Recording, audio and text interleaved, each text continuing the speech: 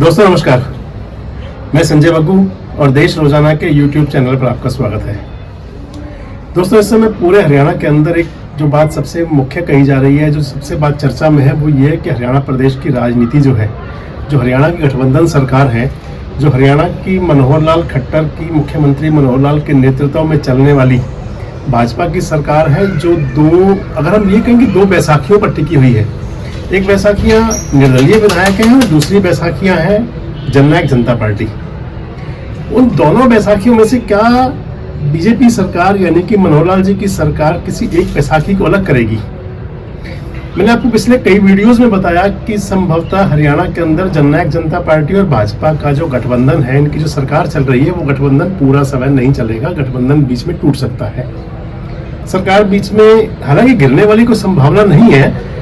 और अगर हम ये कहें कि मनोहर लाल जी की सरकार जो भाजपा की हरियाणा की सरकार है, ये पूरे 5 साल चलेगी, इसमें कोई दो राय नहीं है, कोई अतिशयोक्ति नहीं है, चाहे वो गठबंधन टूटे या चाहे निर्दलीय विधायक साइड हों। लेकिन मैं आज आपसे जिस बात का जिक्र कर रहा हूं, जिस बात को आपको लेकर रूबरू हूं, वो ये है कि क्या हरियाणा की जो सरकार है, मनोहर लाल जी की जो सरकार है, उसमें जो निर्दलीय विधायक सरकार को समर्थन दे रहे हैं, क्या निकट भविष्य में निर्दलीय विधायकों से भाजपा सरकार, मनोहर सरकार मुक्ति पाने की तरफ है? अब आप कहेंगे ऐसी बात कहां से आ गई? तो दोस्तों इसके पीछे भी एक कारण है जिसके वजह से हम आपसे ये बात कह रहे हैं। पहले आपको बताएं कि हरियाणा के अंदर 2019 में जब चुनाव हुए थे, चुनाव परिणाम आए थे, उस चुनाव परिणाम के अंदर 90 सदस्यीय विधानसभा के अंदर किसी भी पार्टी को बहुमत नहीं मिला था। भाजपा सबसे बड़ी पार्टी बनकर उभरी थी। 40 विधायक भाजपा के आए थे, 7 निर्दलीय विधायक चुने गए थे, एक इंडियन नेशनल लोकदल का, एक हलोपा का विधायक बना था यानी कि गोपाल कांडा और अभय सिंह चौटाला थे, 10 विधायक जननायक जनता पार्टी के थे और 31 विधायक कांग्रेस के थे। 40 विधायकों के साथ मनोहर लाल जी को समर्थन दिया जननायक जनता पार्टी ने, उप मुख्यमंत्री बने दुष्यंत चौटाला, और 7 निर्दलीय विधायकों ने सरकार को अपना समर्थन दिया। दोस्तों जैसे जैसे समय बीतता गया, निर्दलीय विधायक सरकार से धीरे धीरे किसी न किसी बात पर दूर होते गए। भले ही सरकार को समर्थन भी देते रहे, लेकिन कहीं कहीं अपना विरोध भी जताते रहे। सबसे पहले जो सरकार से विधायक अलग हुए निर्दलीय विधायकों में, आपको पहले 7 निर्दलीय विधायकों के नाम बता दें। जो हरियाणा के 7 निर्दलीय विधायक हैं, उनके अंदर सबसे पहले लिया जाएगा नाम रणजीत सिंह चौटाला का, जो इस समय हरियाणा सरकार में बिजली मंत्री हैं। उसके बाद में नैनपाल रावत हैं, पृथला के विधायक हैं, आजकल हरियाणा भंडारण निगम के चेयरमैन हैं। सोमवीर सांगवान थे सरकार से, उन्होंने किसान मुद्दे पर, किसान आंदोलन को लेकर समर्थन वापस ले लिया था, चेयरमैनी भी छोड़ी थी अपनी। रणधीर गोंदर हैं, जिनको अभी अभी हाल ही में सरकार ने हरियाणा पशुधन कल्याण आयोग के चेयरमैन पद से हटा दिया है।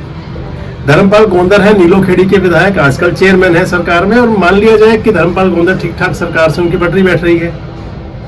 राकेश दौलताबाद विधायक हैं बादशाहपुर के।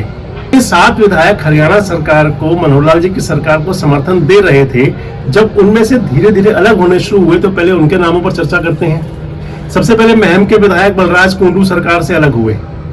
बलराज कुंडू ने सरकार के गठन के पहले साल के अंदर ही अपना समर्थन वापस ले लिया।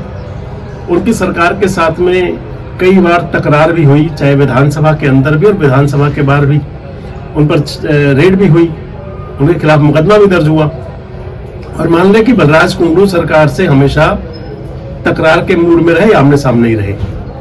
बाकी बचते हैं उसके बाद में 6 विधायक। उन 6 विधायकों में जो अगले विधायक जिन्होंने समर्थन वापस लिया, वो थे सोमवीर सांगवान। सोमवीर सांगवान ने किसान आंदोलन के दौरान किसानों के मुद्दे पर अपना सरकार से समर्थन वापस ले लिया था। हालांकि उन दिनों वो चेयरमैन थे, उन्होंने चेयरमैनी भी छोड़ी थी और सरकार से समर्थन भी वापस ले लिया था। बाद से मान लिया जाए कि किसान आंदोलन के बाद से और अभी तक वो कभी सरकार के पक्ष में दिखते हैं, कभी विरोध में दिखते हैं, कभी सरकार के पक्ष की बात करते हैं, कभी विरोध की बात करते हैं, लेकिन किसान आंदोलन के मुद्दे पर वो पूरी तरह से सरकार के खिलाफ रहे थे।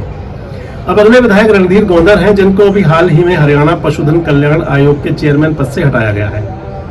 उनके स्थान पर भाजपा के जिलाध्यक्ष को उस कुर्सी पर नवाजा गया है। कुरुक्षेत्र के भाजपा के जिलाध्यक्ष हैं, उनको चेयरमैनशिप दी गई है। रणधीर गोंदर के बारे में कहा जा रहा है कि निकाय चुनाव के दौरान में उनकी जाति विशेष को लेकर कुछ बयान आए थे, जिसको लेकर सरकार भी असहज हुई थी और उसी की परिणति है कि उनसे चेयरमैनशिप वापस ली गई। अब दोस्तों आने वाले समय में क्या रणजीत सिंह चौटाला जो बिजली मंत्री हैं, या नैनपाल रावत जो हरियाणा भंडारण निगम के चेयरमैन हैं, या धर्मपाल गोंदर जो हरियाणा सरकार में आजकल भी चेयरमैन हैं, और राकेश दौलताबाद जो आजकल सरकार में चेयरमैन है, क्या इनसे भी कहीं सरकार की तकरार चल रही है? क्या ये भी लोग सरकार से समर्थन वापस ले सकते हैं, या क्या सरकार, हरियाणा सरकार, भाजपा सरकार इन लोगों से चेयरमैनशिप या मंत्री पद वापस ले सकती है? हालांकि आज इस पर चर्चा अगर करेंगे तो लोग ये कहेंगे कि चर्चा का मुद्दा नहीं है, लेकिन जो मैं आपको बताने जा रहा हूं कि चर्चा का मुद्दा ही यही है, क्योंकि आने वाला जो समय है, वर्ष 2023 चल चुका है और 2024 के शुरू में लोकसभा के चुनाव होंगे। दोस्तों, जितने भी जो विधायक हैं, निर्दलीय विधायक हैं, उनके कहीं ना कहीं भाजपा के नेताओं से भी टसकबाजी कई बार चलती रहती है। जैसे पृथला के विधायक है नैनपाल रावत, उनका केंद्रीय राज्य मंत्री कृष्णपाल गुर्जर के साथ भले ही सामने दिखाने में कुछ ना आता हो, लेकिन जो राजनीति को पास से जानते समझते हैं, बड़े अच्छे से जानते हैं कि इन दोनों में, कृष्णपाल गुर्जर और नैनपाल रावत में 36 का आंकड़ा रहा करता है। अभी हाल ही में जब पृथला का पंचायत समिति का चुनाव हुआ, तो इस चुनाव के अंदर नैनपाल रावत के प्रत्याशी भी सामने थे और सामने कृष्णपाल गुर्जर के प्रत्याशी थे। हालांकि नैनपाल रावत के जो प्रत्याशी थे वो चुनाव जीत गए और कृष्णपाल गुर्जर समर्थक प्रत्याशी चुनाव हार गए, लेकिन मान लिया जाएगा कि टसलबाजी तो रही होगी जरूर। अब इसी प्रकार से जो नीलोखेड़ी के विधायक हैं, उनका भी कहीं ना कहीं कई बार टसलबाजी की बातें सामने आती हैं। हालांकि नीलोखेड़ी के विधायक ने जब पिछले दिनों सरकार के खिलाफ अविश्वास प्रस्ताव आया था, आपको ध्यान होगा कि मनोहर सरकार के खिलाफ आज तक केवल एक ही बार अविश्वास प्रस्ताव आया, जिसके विरोध में मात्र 32 वोट ही रहे, यानी कि जो कांग्रेस के वोट थे वही रहे और एक बलराज कुंडू विरोध में गए। इसके अलावा निर्दलीय थे, चाहे जजपा के थे और चाहे गोपाल कांडा थे, सभी सरकार के समर्थन में थे। जब वो अविश्वास प्रस्ताव आया था तो उस समय जो सबसे सरकार के पक्ष में मुखर थे वो धर्मपाल गोंदर थे। अब अगले पे अगर चले तो राकेश दौलताबाद की भी कुछ राजनीतिक मजबूरियां हैं, जिसके चलते कई बार पहले भी ये बातें आई थी कि वो सरकार से नाराज भी हुए थे, लेकिन बाद में उनको मनाया गया और उनको चेयरमैनशिप दी गई। पिछले दिनों भी उनके एक आरटीओ को लेकर के उनका एक मामला सामने आया था। उन्होंने लगभग आज से 1 साल पहले की बात है कि उन्होंने उस आरटीओ के बारे में बड़ी टिप्पणियां की थी और वीडियो वायरल किए थे। अब मान लिया जाए कि निर्दलीय विधायक जो सरकार को समर्थन दे रहे हैं, क्योंकि मनोहर सरकार खतरे में किसी तरह से आती नहीं। इस समय मनोहर सरकार के अंदर, भाजपा के अंदर हरियाणा में 41 विधायक हैं, 40 से बढ़कर एक विधायक बढ़ चुका है। गोपाल कांडा सरकार को समर्थन दे ही रहे हैं, 42 हो गए। अब यदि कुछ निर्दलीय विधायक अलग भी होते हैं तो उसके बावजूद भी अगर 3 या 4 विधायक भी रहते हैं तो भी सरकार चलती रह जाती है। और अगर निर्दलीय विधायक अलग भी होते हैं तो जननायक जनता पार्टी के विधायक भी कई सरकार के पक्ष में हैं, देवेंद्र बबली हैं और भी कई लोग सरकार का साथ देते हैं।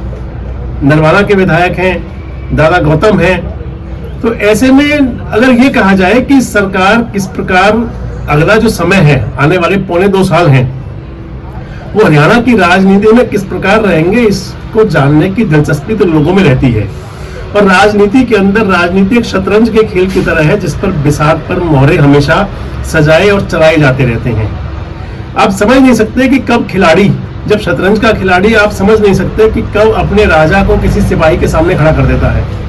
और वही मामला राजनीति का होता है कि राजनीतिज्ञ लोग कब कौन से मोहरे को पिटवा देते हैं। कभी वो मोहरा सिपाही हो सकता है जो राजा को चुनौती दे सकता है, और कभी ऊंट अपनी टेढ़ी चाल चलते हुए रानी को चेकआउट कर देता है। अब हरियाणा की राजनीति में आने वाले समय में क्या होगा, कौन ढाई चाल चलेगा, कौन चेकआउट करेगा, आने वाले समय में हरियाणा की राजनीति किस प्रकार की होगी, इसे जानने की दिलचस्पी आपकी भी होगी। और आपकी दिलचस्पी को पूरा करने की जिम्मेदारी हम भी समझते हैं।